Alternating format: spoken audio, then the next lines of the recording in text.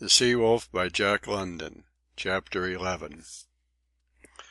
The Ghost has attained the southernmost point of the arc she is describing across the Pacific, and is already beginning to edge away to the west and north toward some lone island, it is rumored, where she will fill her water casks before proceeding to the season's hunt along the coast of Japan.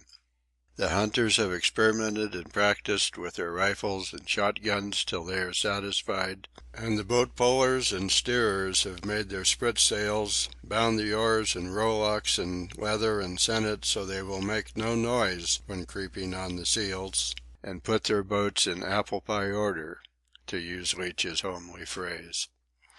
His arm, by the way, has healed nicely, though the scar will remain all his life. Thomas Mugridge lives in mortal fear of him, and is afraid to venture on deck after dark. There are 2 or 3 standing quarrels in the forecastle. Lewis tells me that the gossip of the sailors finds its way aft, and that 2 of the tell-tales have been badly beaten by their mates. He shakes his head dubiously over the outlook for the man Johnson, who is boat-puller in the same boat with him. Johnson has been guilty of speaking his mind too freely, and has collided 2 or 3 times with Wolf Larsen over the pronunciation of his name. Johansen he thrashed on the amidships deck the other night, since which time the mate has called him by his proper name. But of course it is out of the question that Johnson should thrash Wolf Larsen. Lewis has also given me additional information about Death Larsen, which tallies with the captain's brief description. We may expect to meet Death Larsen on the Japan coast. And look out for squalls, is Lewis's prophecy, for they hate one another like the wolf whelps they are. Death Larsen is in command of the only sealing steamer in the fleet, the Macedonia, which carries 14 boats, whereas the rest of the schooners carry only 6. There is wild talk of cannon aboard, and of strange raids and expeditions she may make, ranging from opium smuggling into the States and arms smuggling into China to blackbirding and open piracy. Yet I cannot but believe, for I have never yet caught him in a lie, while he has encyclopedia knowledge of sealing and the men of the sealing fleets. As it is forward and in the galley, so it is in the steerage and aft on this venerable hell ship. Men fight and struggle ferociously for one another's lives. The hunters are looking for a shooting scrape at any moment between Smoke and Henderson, whose old quarrel has not healed, while Wolf Larsen says positively he will kill the survivor of the affair, if such affair comes off. He frankly states that the position he takes is based on no moral grounds, that all the hunters could kill and eat one another so far as he is concerned, were it not that he needs them alive for the hunting. If they will only hold their hands until the season is over, he promises them a royal carnival, when all grudges can be settled and the survivors may toss the non-survivors overboard and arrange a story as to how the missing men were lost at sea. I think even the hunters are appalled at his cold-bloodedness. Wicked men though they be, they are certainly very much afraid of him. Thomas Mugridge is cur-like in his subjection to me, while I go about in secret dread of him. His is the courage of fear, a strange thing I know well of myself, and at any moment it may master the fear and impel him to the taking of my life. My knee is much better, though it often aches for long periods, and the stiffness is gradually leaving the arm which Wolf Larsen squeezed. Otherwise I am in splendid condition, feel that I am in splendid condition. My muscles are growing harder and increasing in size. My hands, however, are a spectacle for grief. They have a parboiled appearance, are afflicted with hangnails, while the nails are broken and discolored, and the edges of the quick seem to be assuming a fungoid sort of growth. Also, I am suffering from boils, due to the diet most likely, for I was never afflicted in this manner before. I was amused, a couple of evenings back, by seeing Wolf Larsen reading the Bible, a copy of which, after the futile search for one at the beginning of the voyage, had been found in the dead mate's sea chest. I wondered what Wolf Larsen could get from it, and he read aloud to me from Ecclesiastes. I could imagine he was speaking the thoughts of his own mind as he read to me, and his voice, reverberating deeply and mournfully in the confined cabin, charmed and held me. He may be uneducated, but he certainly knows how to express the significance of the written word. I can hear him now, as I shall always hear him, the primal melancholy vibrant in his voice as he read, "I gathered me also silver and gold, and the peculiar treasure of kings and of the provinces.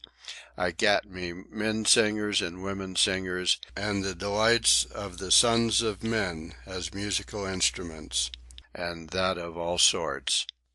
So I was great, and increased more than all that were before me in Jerusalem. Also my wisdom returned with me. Then I looked on all the works that my hands had wrought, and on the labour that I had laboured to do, and behold, all was vanity and vexation of spirit, and there was no profit under the sun. All things come alike to all. There is one event to the righteous and to the wicked, to the good and to the clean and to the unclean, to him that sacrificeth and to him that sacrificeth not.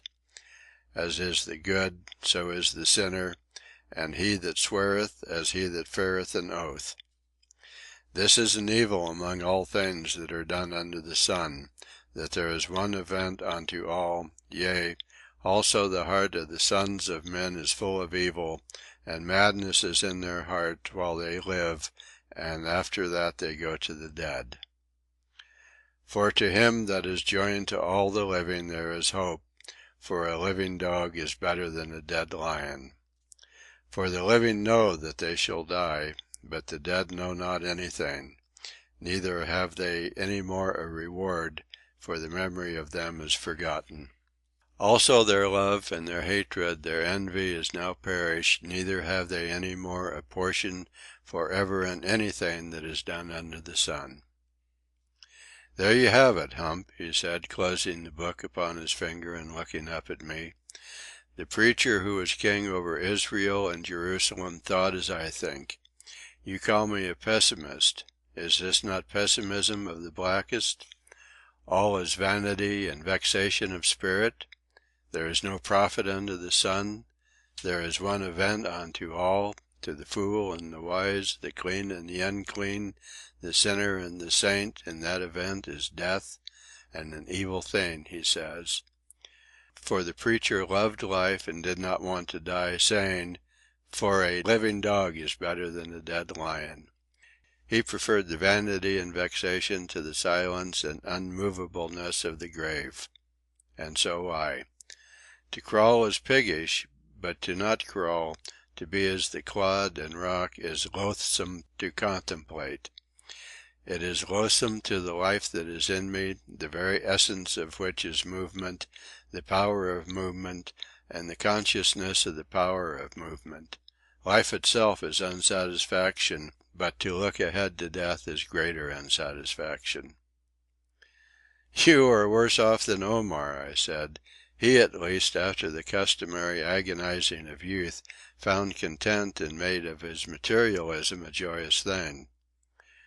"Who was Omar?" Wolf Larsen asked, and I did no more work that day, nor the next, nor the next. In his random reading he had never chanced upon the Rubaiyat, and it was to him like a great find of treasure. Much I remembered, possibly 2/3 of the quatrains, and I managed to piece out the remainder without difficulty. We talked for hours over single stanzas, and I found him reading into them a wail of regret and a rebellion which, for the life of me, I could not discover myself. Possibly I recited with a certain joyous lilt which was my own, for his memory was good, and as a second rendering, very often the first, he made a quatrain his own. He recited the same lines, and invested them with an unrest and passionate revolt that was well nigh convincing. I was interested as to which quatrain he would like best, and was not surprised when he hit upon the one born of an instant's irritability, and quite at variance with the Persian's complacent philosophy and genial code of life. What, without asking, hither hurried whence, and, without asking, whither hurried hence? Oh, many a cup of this forbidden wine must drown the memory of that insolence. "Great!" Wolf Larsen cried. "Great! That's the key word, insolence." He could not have used a better word. In vain I objected and denied. He deluged me, overwhelmed me with argument. It's not the nature of life to be otherwise. Life, when it knows that it must cease living, will always rebel. It cannot help itself. The preacher found life and the works of life all a vanity and vexation and evil thing. But death, the ceasing to be able to be vain and vexed, he found an eviler thing. Through chapter after chapter he is worried by the one event that cometh to all alike. So Omar, so I, so you, even you, for you rebelled against the dying when Cookie sharpened the knife for you. You were afraid to die, the life that was in you, that composes you, that is greater than you, did not want to die. You have talked of the instinct of immortality. I talk of the instinct of life which is to live, and which, when death looms near and large, masters the instinct, so-called, of immortality. It mastered in you, you cannot deny it, because a crazy Cockney cook sharpened the knife. You are afraid of him now. You are afraid of me, you cannot deny it. If I should catch you by the throat, thus, his hand was about my throat and my breath was cut off, and begin to press the life out of you thus and thus, your instinct of immortality will go glimmering, and your instinct of life, which is longing for life, will flutter up, and you will struggle to save yourself. Eh? I see the fear of death in your eyes. You beat the air with your arms. You exert all your puny strength to struggle to live. Your hand is clutching my arm, lightly it feels as a butterfly resting there. Your chest is heaving, your tongue protruding, your skin turning black, your eyes swimming. To live! To live! To live! You are crying, and you are crying to live here and now, not hereafter. You doubt your immortality, eh? Ha! Ha! You are not sure of it. You won't chance it. This life only, you are certain, is real. Ah, it is growing darker and darker. It is the darkness of death, the ceasing to be, the ceasing to feel, the ceasing to move, that is gathering about you, descending upon you, rising around you. Your eyes are becoming set. They are glazing. My voice sounds faint and far. You cannot see my face. And still you struggle in my grip. You kick with your legs. Your body draws itself up in knots like a snake's. Your chest heaves and strains. To live! To live! To live! I heard no more. Consciousness was blotted out by the darkness he had so graphically described, and when I came to myself I was lying on the floor and he was smoking a cigar and regarding me thoughtfully with that old familiar light of curiosity in his eyes. "Well, have I convinced you?" he demanded. "Here, take a drink of this. I want to ask you some questions." I rolled my head negatively on the floor. "Your arguments are too forceful," I managed to articulate, at cost of great pain to my aching throat. "You'll be all right in half an hour," he assured me, "and I promise you I won't use any more physical demonstrations. Get up now. You can sit on a chair." And toy that I was of this monster, the discussion of Omar and the preacher was resumed. And half the night we sat up over it. End of chapter 11.